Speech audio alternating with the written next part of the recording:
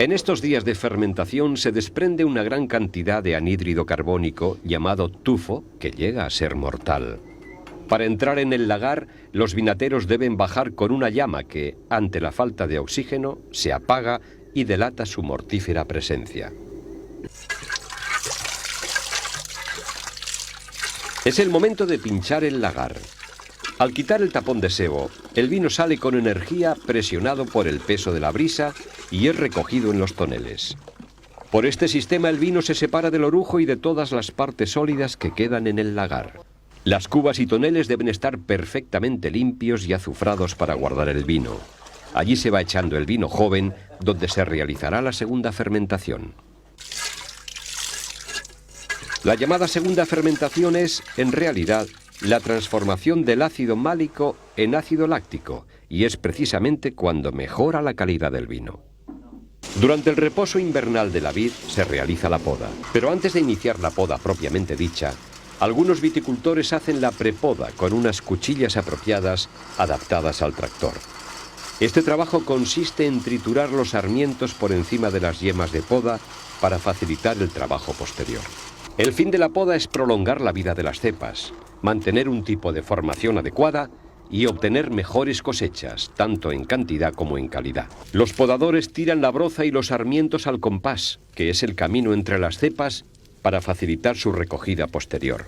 Los podadores han seleccionado previamente los barbados y los limpian para su futura plantación.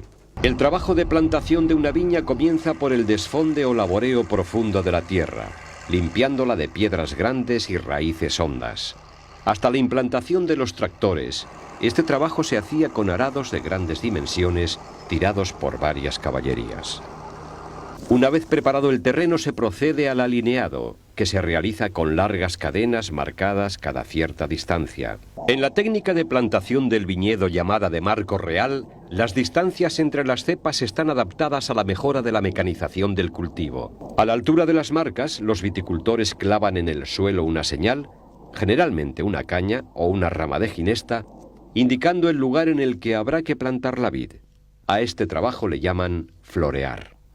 En un agujero hecho en el suelo con una barrena de madera, se introducen los barbados ya preparados, dejándolos sobresalir 3 o 4 centímetros. Después lo retacan para aprisionar la tierra en torno a él y facilitar su enraizamiento. Adobar es la última labor. Los viticultores tapan todo el barbado en espera de que agarre la raíz y brote en la primavera, para después injertarlo en el verano o en el invierno siguiente, dependiendo de la fuerza que tenga. Para envolver el fiemo y dejar fin a la tierra, hay que labrar las viñas.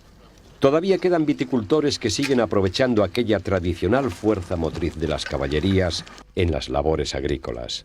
Desde finales del invierno hasta los primeros días de verano, normalmente son 4 las pasadas que hay que dar con el arado para remover la tierra y dejarla preparada para que absorba mejor el agua.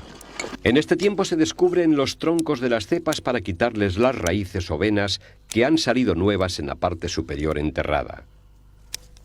Los viticultores quitan las malas hierbas y desentierran un poco el tronco de la cepa para que se solanee.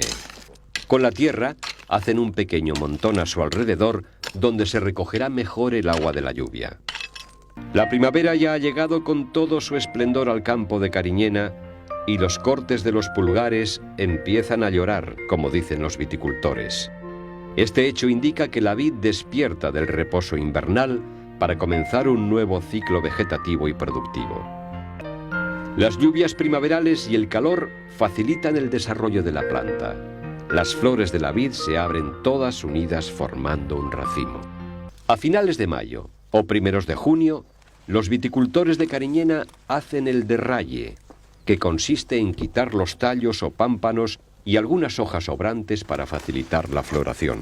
Poco a poco, los pistilos de las flores comenzarán a crecer y a desarrollarse hasta convertirse en jugosos granos de uva.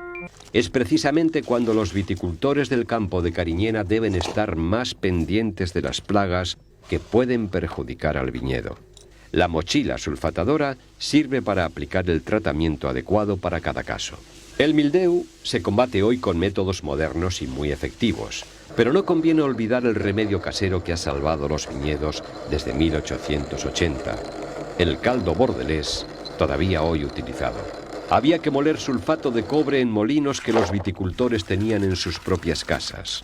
2 kilos del polvo resultante se disolvían en 50 litros de agua y 1 kilo de cal o de bicarbonato en otros 50. Después se mezclaban ambas disoluciones para obtener el preciado líquido. La cal neutralizaba los ácidos del sulfato, perjudiciales para la planta. El caldo bordelés se proyectaba sobre las vides para formar una película protectora en las hojas y hacerlas más resistentes al mildeu y a la sequía. A partir de la segunda quincena de septiembre y la primera de octubre, cuando los controles de maduración marcan el estado óptimo de la uva, llega el momento de la vendimia. La vendimia supone para los viticultores la culminación de un año de no pocos esfuerzos y sufrimientos. Su llegada se ha celebrado siempre con alborozo. Es en estas fechas cuando se realiza la fiesta de la vendimia.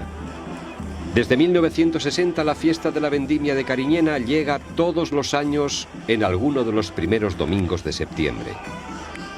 Cada localidad vinatera envía su reina. Se pisan las primeras uvas. Se ofrece al patrón el mosto obtenido. Llega el tren del vino.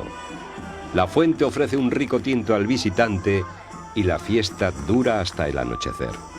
En el campo de Cariñena, hace ya varias décadas que los carros fueron sustituidos por remolques tirados con tractores y los recipientes de mimbre por otros fabricados con derivados de los plásticos.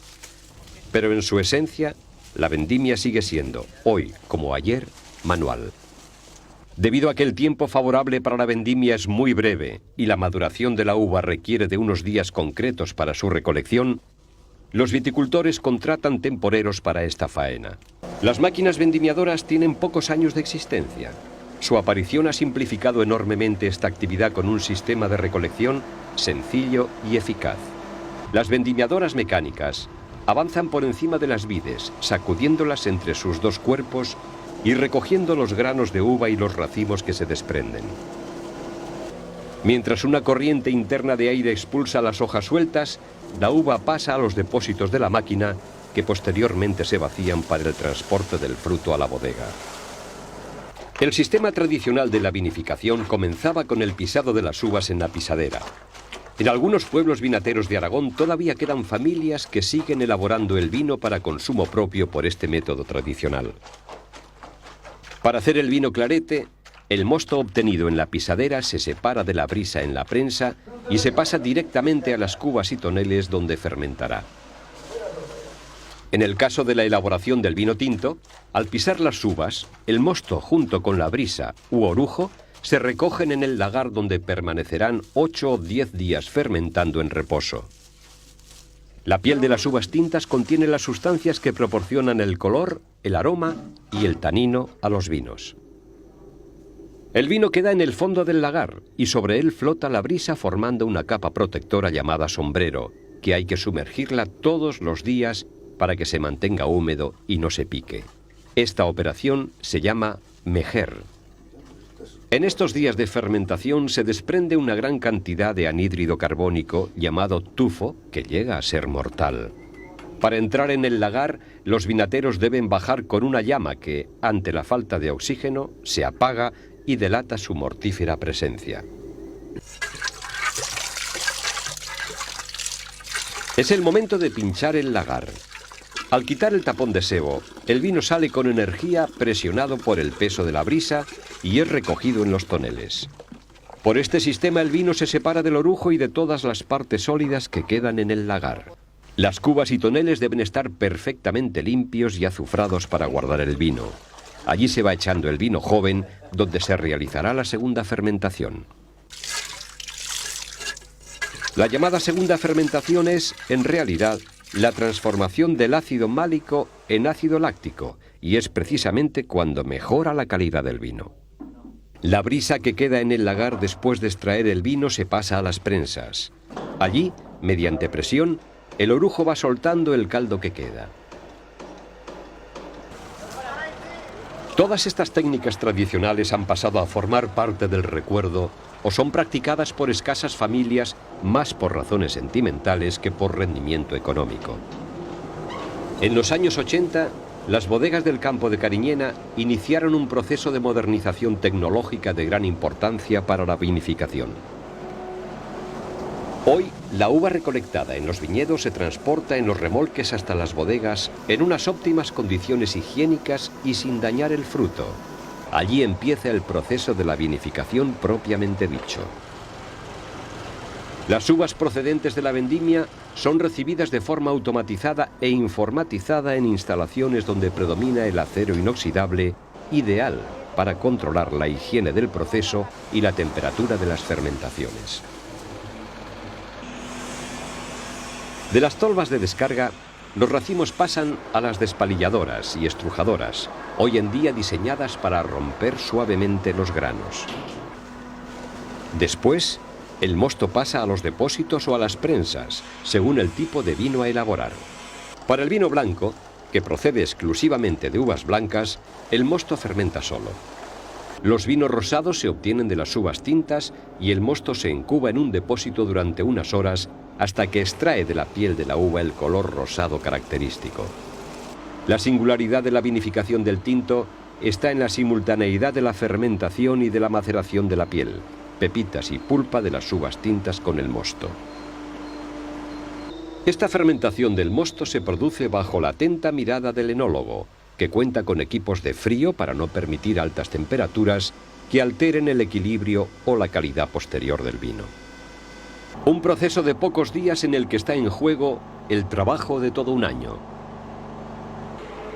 En esta primera fermentación, el azúcar del mosto se convierte en alcohol. Cuando termina el proceso se hace el descube y en el caso del tinto se separa el vino flor de la brisa. Esta pasta se lleva a las prensas donde se extrae el vino que todavía contiene.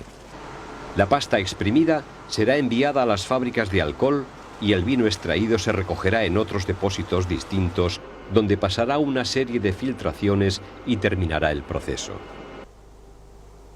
Normalmente, en los vinos tintos se hace una segunda fermentación llamada maloláctica, en la que el ácido málico se transforma en láctico. Tras este proceso, el vino mejora gustativamente y es más suave de paladar. Han nacido así los vinos jóvenes del año. Con el trabajo de la vinificación, el otoño llega a Cariñena. Otro año más se volverá a repetir el ciclo del cultivo de la vid. Mientras tanto, las bodegas están en pleno apogeo. Viticultores y bodegueros continúan su trabajo cotidiano manteniendo y desarrollando esta actividad que forma parte de la historia del campo de Cariñena.